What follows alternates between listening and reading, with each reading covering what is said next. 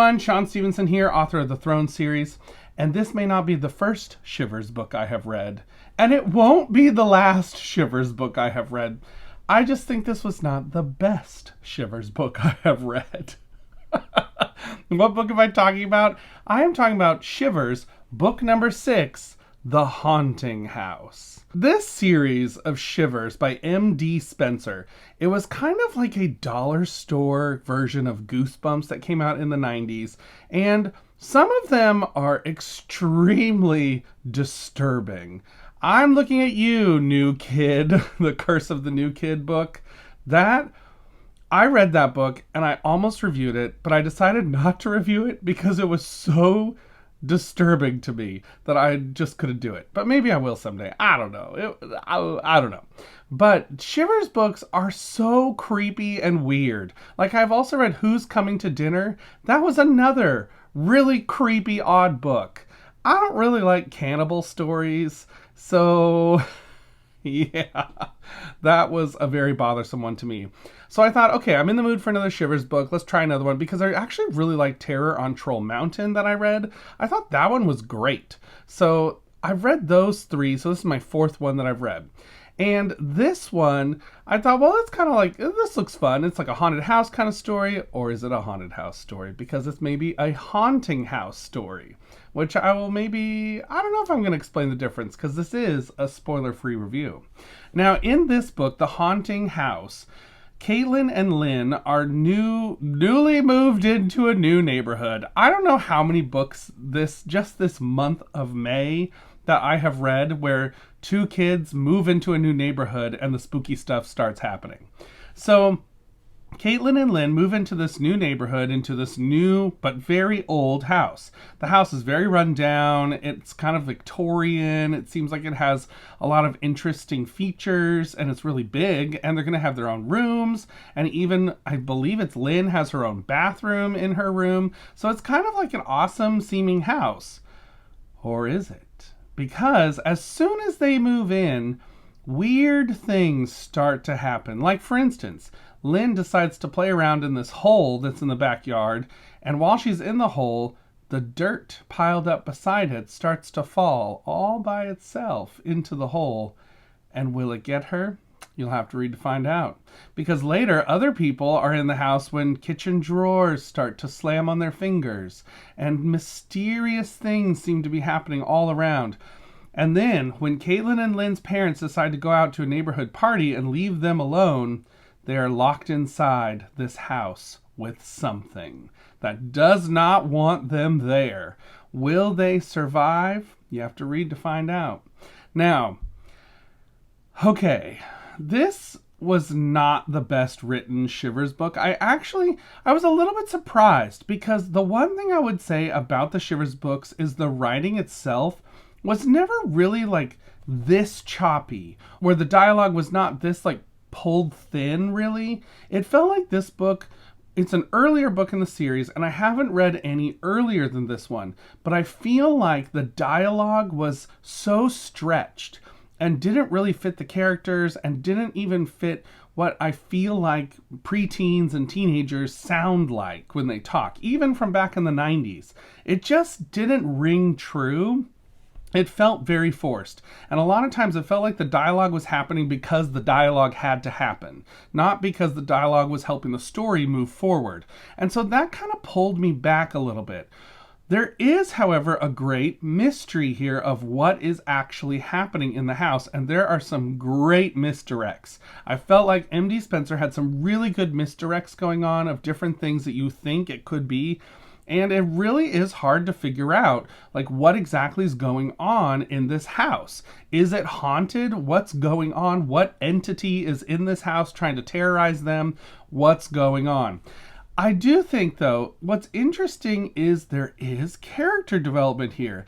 Caitlin and Lynn's relationship starts off very rocky. They don't get along. Lynn often blames Caitlin for stuff. Caitlin gets blamed for it. But I will say, even though Lynn blames Caitlin for things, and Caitlin's parents kind of blame Caitlin, the older sister, for what happens if something bad happens, Lynn never came across annoying. You still liked her all the way through because you kind of saw like, okay, this is just like typical sibling banter and like siblings kind of going at each other a little bit. It isn't that one is being particularly mean to the other. Like I go back to Bad Hair Day, the Goosebumps book, every time because that little sister is a terror. She is a terror because she's just being mean to be mean for no other reason than just to be awful. And in this book, I felt like Lynn is not like that. Lynn and Caitlin, they go at each other a little bit, but it's not in a way where they're trying to be intentionally awful to each other. So in this book, you have a lot of action scenes, you have a lot of spooky scenes. You do have some interesting thought processes that are going on. The characters make some logic leaps. And I thought, okay, I can see you're going there because we got to move the story along. But I don't know how you jumped to that conclusion and were correct. So there's sometimes some jumps to conclusions, some logic leaps. I felt like that was a little bit off-putting.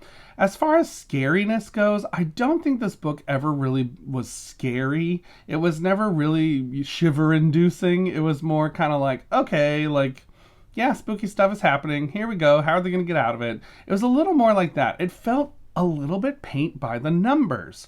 And I felt like this entire book is indicative of a series trying to get its footing.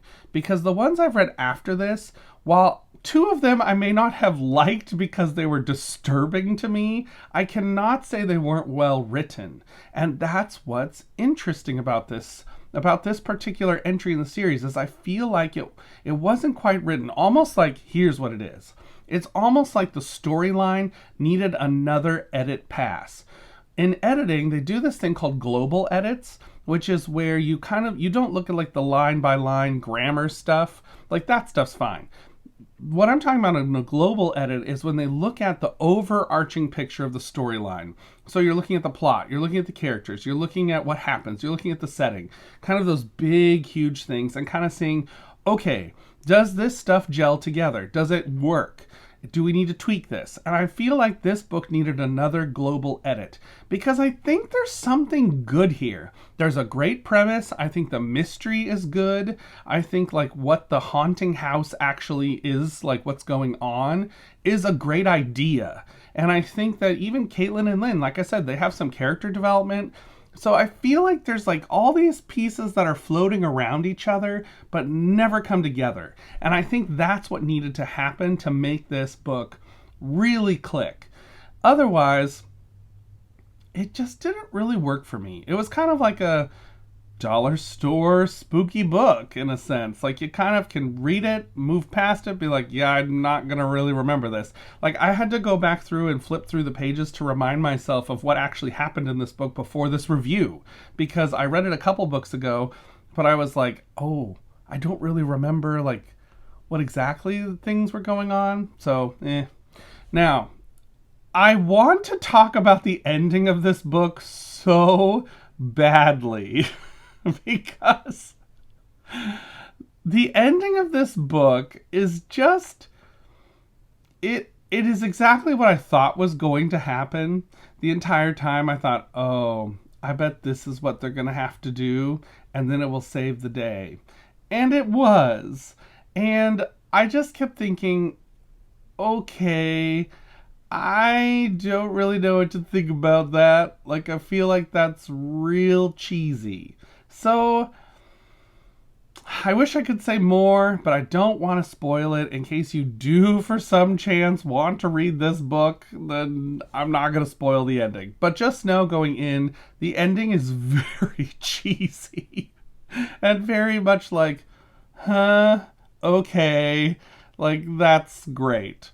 So, you have to read to find out if you want to know what that ending is, but good grief. Good grief. So at the end of the day, I gotta give Shivers number 6, The Haunting House, 2 out of 5 stars. It just didn't really work for me personally. I think this was another entry in the Shivers series, but it was not a good one. This is one to skip. If you're looking for what a good Shivers book is, I actually don't really know what to tell you yet, because I think while The Curse of the New Kid is well written. It is very disturbing, as well as Who's Coming to Dinner. That one's also well written, very ominous, but also disturbing.